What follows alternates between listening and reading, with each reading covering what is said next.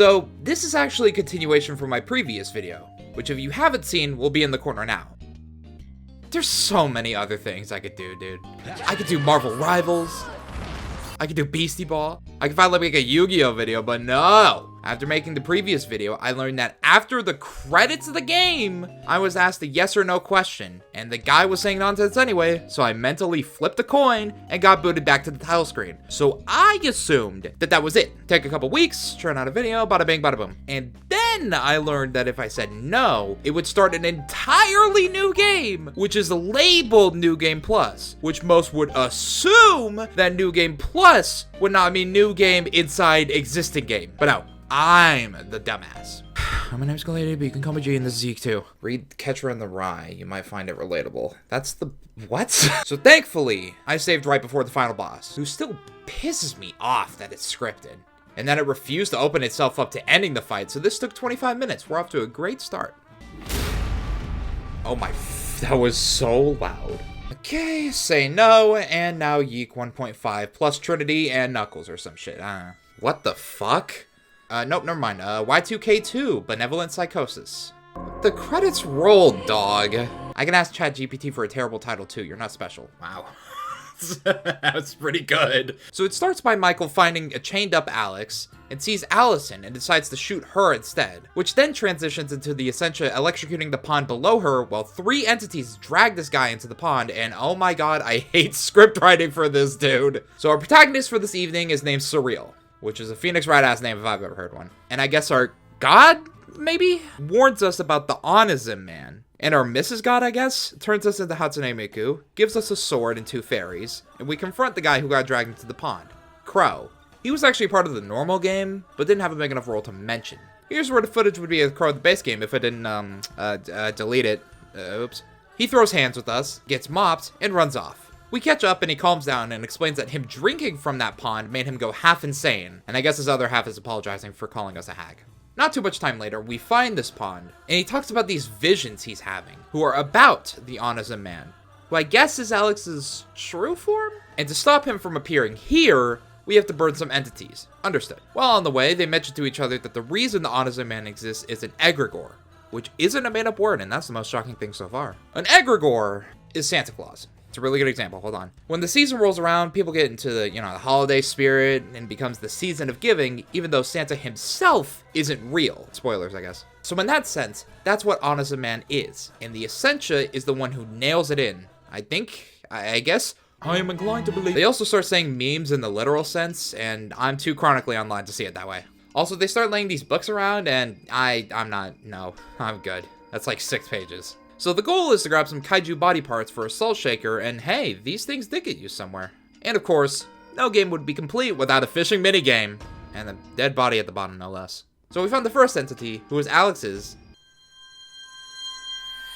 The fuck? Surreal? What the hell are you talking about? Dude, I love this face so much, dude. Well, we beat up a baby, and the song...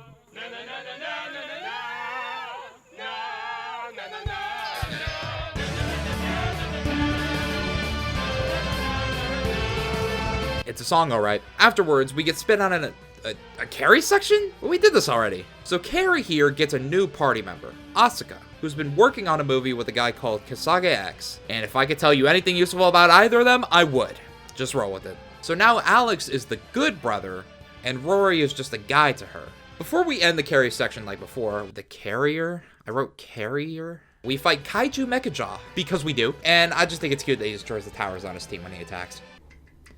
So I may have not hit the record button. Nothing much happened. We brought another entity, and now we're in another carry section. Michael's here now too, but this one's different. Yeah? Take my picture.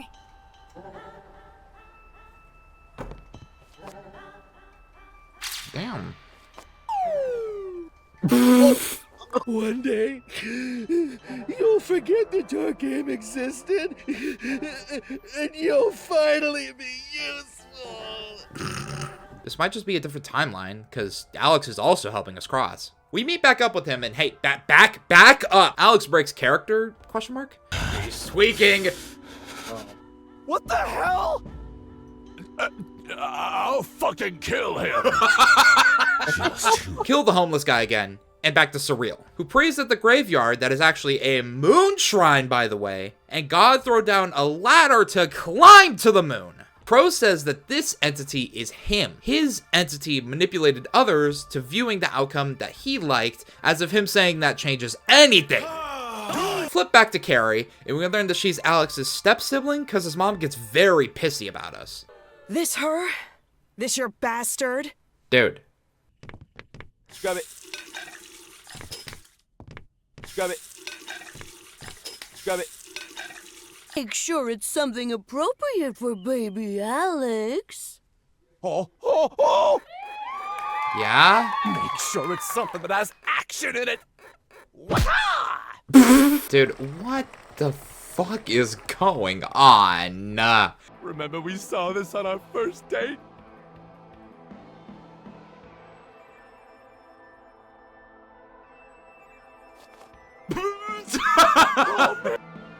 Little fuck's gonna love it. Dude, Have you seen it, sweetie? this is awesome. Hey, bud.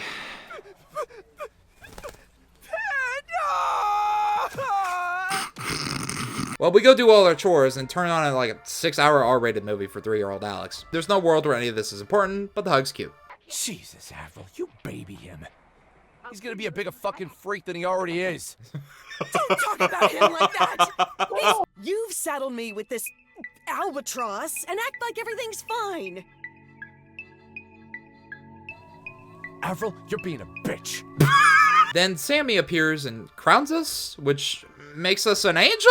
We'll be back to her. Don't worry about her. Now for Surreal. Crow says we burn all the entities, so the only thing left that can summon Honest Man is him. And he takes our pendant and runs off. In every timeline, he's been killed by the Honest Man. Now to prevent that, he wants to become the Honest Man. Then the true Essentia, I think, stabs Surreal with a meat cleaver. Not how that works, that's mighty impressive. So now that she's dead, she's going to transfer consciousness into Asuka. Dude, I'm gonna crash out. I'm not speeding through things. I'm not skipping things. This is the pace that the game has set. Carrie, we are currently becoming a vessel for these memes. Think of them like habits. And notice the diary here. And each of these is a single page, so I cared enough. Michael's subplot I previously mentioned last video is explained here.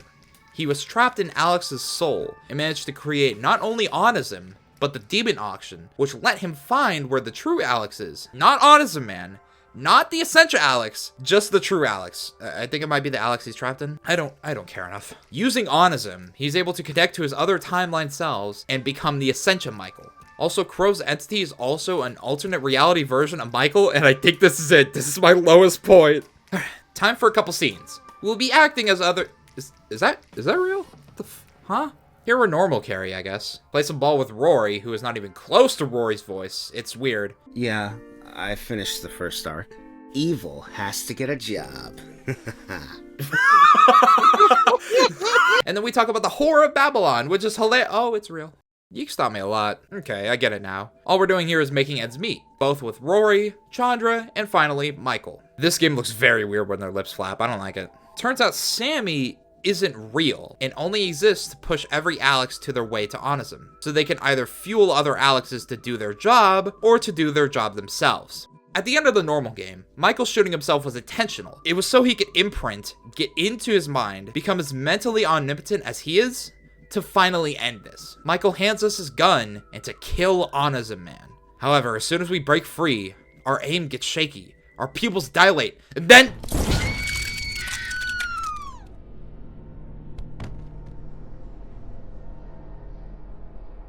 Cut! Good shit, everyone. Let's meet back the day after that. That works for everyone? So our film is now going to be given to the Essentia Alex as like, what, an apology video? Crow pulls us aside and says the sword that Surreal had was the same that the movie director had. Prop or not, it's the same. He goes back and forth on killing Onism Man with it and then just starts tweaking and leaves. Well, we give the Essentia Alex the tape, and that is not what we recorded, and boy are those some ugly mugs. That shit was so good that he starts ascending, we rip his chest open, Onism Man swims out of it, and oh my god, this song is so good!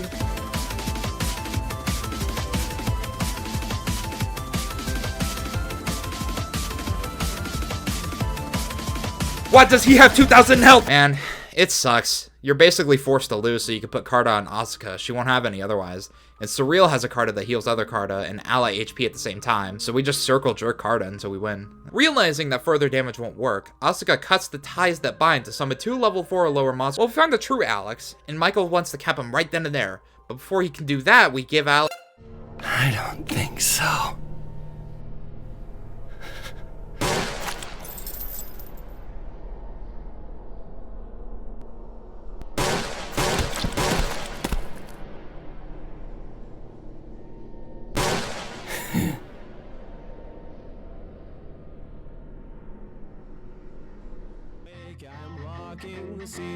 Guess who has to do all that again? Because the devs made a yes or no question, roll credits, and didn't save your progress up until that point a second time. Try again?